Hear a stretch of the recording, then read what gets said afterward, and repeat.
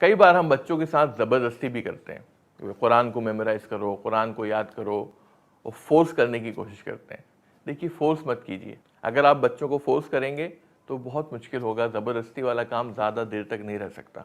तो आप बच्चों के साथ प्यार से, मोहब्बत से उनके अंदर कुरान की मोहब्बत पैदा कीजिए। जब आप कुरान की मोहब्बत पैदा करेंगे उनके अंदर, तो इंशाअल्लाह वो कुरान को याद करने के लिए ख़ुद से मोटिवेट होंगे और ख़ुद से मेहनत करेंगे और कुरान मजीद को हिफ्ज़ करने की कोशिश करेंगे इंशाअल्लाह। इसलिए फ़ोर्स जो है वो सही टेक्निक नहीं है।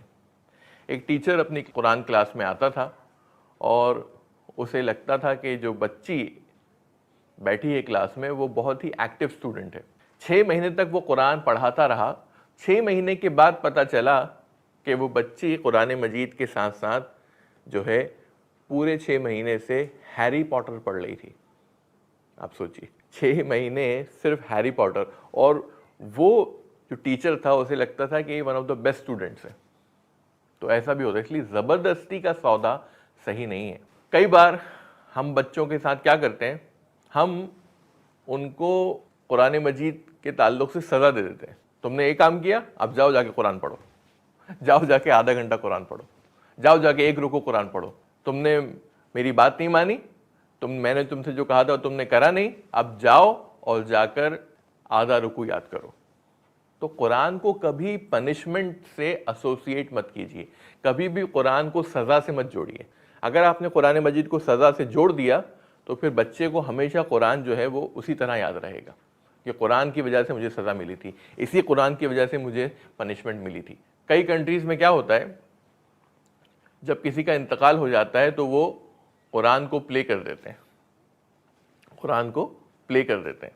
तो अब वो शख्स जब पढ़ने के लिए दूसरी कंट्री में आया, जिस कंट्री में कुरान जो है प्ले किया जाता है इंतकाल के बाद, तो अपने फ्रेंड के साथ वो कार में था और कार में उसके फ्रेंड ने क्या करा, कुरान मजीद की तिलावत शुरू कर दी शेख सुदैस का ऑडियो लगा के। तो उसने कहा बंद कर दो। उन्होंने कहा क्यों, ये तो कुरान मजीद है। उन्होंने कहा नहीं, जब भी ये कुरान मैं सुनता हूँ तो मुझे मौत की याद आती है, मुझे फ्यूनरल्स याद आते हैं, मुझे जनाजे याद आते हैं। तो इसलिए कुरान को किसी भी नेगेटिव चीज़ से जोड़ना ये ठीक नहीं है, अच्छा नहीं है। आप अपने बच्चों से कहिए, कुरान को आप सैंडविच कीजिए 2 फन एक्टिविटीज़ के बीच। यानी हम जैसे मैंने कहा कि कुरान को सज़ा के तौर पे बताने कि जाओ तुम अब जाके ये याद करो, अब तुम जाके 2 रुकू याद करो, ये ठीक नहीं, बल्कि कुरान को 2 फन एक्टिविटीज़ के बीच में आप रखिए। मिसाल के तौर पर आपने अपने बच्चों से क्या कहा, हम जाएंगे प्लेग्राउंड में खेलेंगे, खेलने के बाद हम कुरान मजीद पढ़ेंगे और कुरान मजीद पढ़ने के बाद वी विल हैव बर्गर्स। क्या करा आपने, बर्गर और प्लेग्राउंड के बीच में आपने कुरान मजीद रखा। तो अब कुरान को जब भी बच्चा याद करेगा, हाँ खेलना है, खेलने के बाद कुरान पढ़ना है और कुरान पढ़ने के बाद बर्गर खाना है या पिज्जा खाना है। तो Quran, sandwich the Quran between 2 fun activities इंशाल्लाह। कभी भी सज़ा से एसोसिएट मत कीजिए, कुरान को अच्छी चीज़ से जोड़िए ताकि जब कुरान याद आए तो जब कोई तो इंसान अच्छी चीज़ याद करे इंशाल्लाह।